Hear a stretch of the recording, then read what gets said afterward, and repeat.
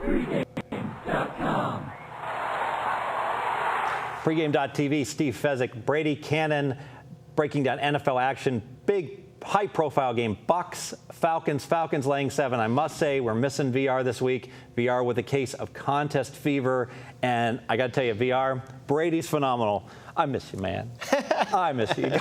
You got to come back. Now, there's a rumor that you're 20-10 and you're ducking me because you don't want people to know who you like. Now that you're 20, not just me, but everyone, and you're going real private for a guy that's like very public with his tweeting out, texting out, all these winners. We'll see what happens when you're in first place with 10 picks to go.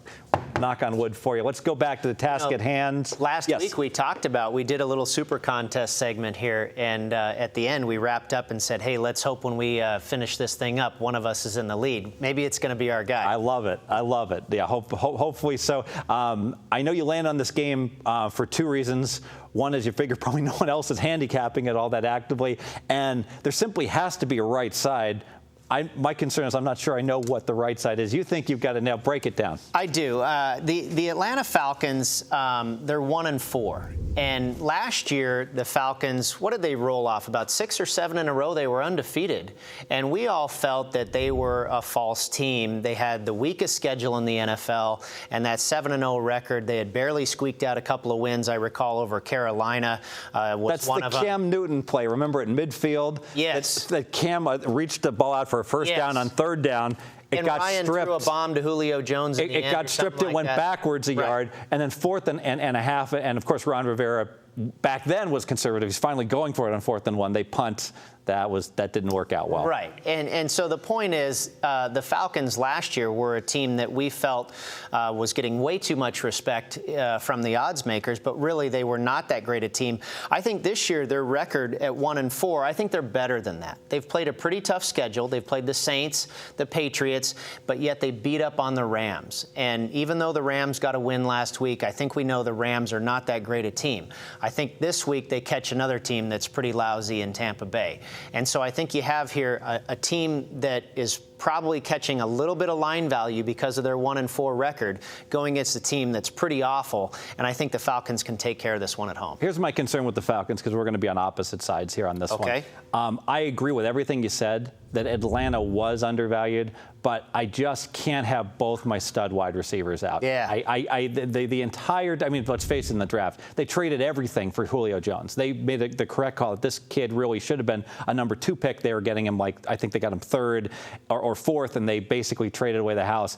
And those bookends, when you got both those wide receivers going, that is, with Rodney White, that is just, tremendous. And now, one is hurt and the other is out for the year. And Gonzalez, they're asking him to do so much for this team. Steven Jackson, they don't have their running back. We know their defense stinks. Right. And now their offense, statistically, I'm fine with the play when I break down the numbers, because they are the better team, desperate for the win. But they're gaining 6 yards per play. They're giving up 6.2. I think that 6 is going to become a 5 without all their playmakers. They can't pick up 4th and 1 anymore. They have an injury on their offensive line. I don't remember the guy's name that went out. And I just think, boy, I don't want any part of Tampa Bay, though. Going over there. One thing about Tampa, though. This might be the lesser of 2 evils. And I feel Tampa Bay might be the more evil, if you will. I agree. The big question mark with Atlanta, and it's like your Dallas pick, Atlanta has, been pretty decimated by injury, but I think they have enough. I think they can put enough together. They're coming off the bye. They got a little bit healthy. I think they step in here in their Georgia Dome, where they're very comfortable and they have tremendous and great records. Off a loss. They're great off a loss. Exactly. And that's what we've looked at, the last couple times they've been in this situation, and they've laid an egg against the Jets most recently. But now they get Tampa Bay. And again, they beat the Rams. The Falcons this year, I think, are going to make a habit, or they're going to make their living on beating up on bad teams. We've seen they can't really compete with the elite, but I think they get it done against the bad guys. Well, one good news about Tampa is that good news.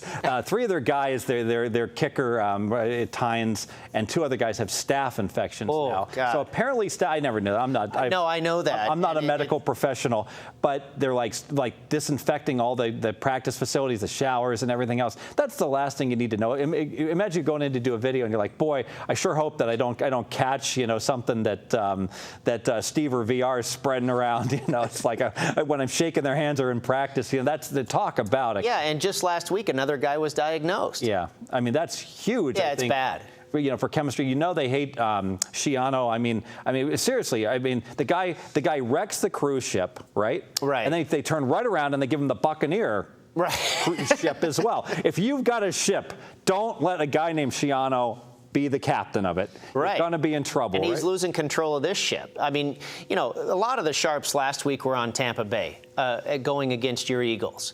And I felt the same way, especially when that number went to 3, because everybody and their mother was all over the Eagles. Well, it turned out to be right. Well, a lot of the sharps said, I got too much value. They took it at 3. They didn't take it less than 3, but then when it ticked to 3, they said, Sure. Winless team off a bye. The winless team off a bye is so strong historically. Home dog, you couldn't pass up the 3. Tampa Bay and Pittsburgh both qualified 1-1. Yeah. Right, and you couldn't pass up that 3, but I think it furthermore proves that this team is in disarray and they've got problems. Very good. I think about the Tampa Bay Buccaneers. I think about Fast Times Ridgemont High when the here goes the movie. There's the movie when he loses his job at All American Burger because he cusses out he uses profanity. Hamilton uses profanity to the customer, and then he's like, "Aye, Captain," and he's like wearing the stupid pirate hat, and he's very unhappy. And some of the players feel that way. I'm digressing. Let's make this one official if we can. All right, the Tampa Bay Buccaneers visiting the Atlanta Falcons this Sunday. The Falcons favored by 7 points. I'm going with the Falcons here because I feel Tampa Bay is a lousy team. And the Falcons are no great shakes. They are beat up. But I do feel that they're better than their 1-4 record presents. Now, you look at some of the stats. Mike Smith, we know some about this stuff. 16-1 against the spread off of a big loss. Matt Ryan, 15-1 straight up at home off of a loss. The other one, Greg Schiano, 0-4 when facing a foe off a loss. So I'm going to go with the Falcons here, -7. Go Birds. We dare, after I teased Houston last week, we dare to tease this team down to -1. They just have to win the game. Yeah, boy. That might be the best play because they've proven that they can't win. I mean, again, the only team they've done well against is the Rams, and they let that team back in the game until the very end. Can't run the ball, so it's not like they're going to be extending the lead when they're, handing it off to, guys not named Steven Jackson. So, how about this? Tampa Bay and Atlanta, both teams combined 1-9 is their record. Ugly. 1-9. And Tampa spent all that money on Revis and bolstering their defense. That's really they're right up there with the most disappointing team. They and the Giants. Absolutely, and and their defense looked pretty decent in Week 1 against the Jets. They lost the game, but they held them to very little points. And now, not even the defense is coming around. Very good. So it'll be one of those games where I'm looking forward to watching it on NFL Rewind condensed version, which I like to watch. I watch all the games afterwards. I actually still haven't gotten to a couple of them, but I will certainly do that here at the end. I like the bye weeks. It makes it a little easier, with the schedule a little condensed. Sure, absolutely. A few less teams in the mix. Very good. All right, stay with us here at pregame.tv. We're going to be breaking down 2 teams that have been somewhat of a disappointment, especially the Pittsburgh Steelers. The Steelers hosting the Baltimore Ravens.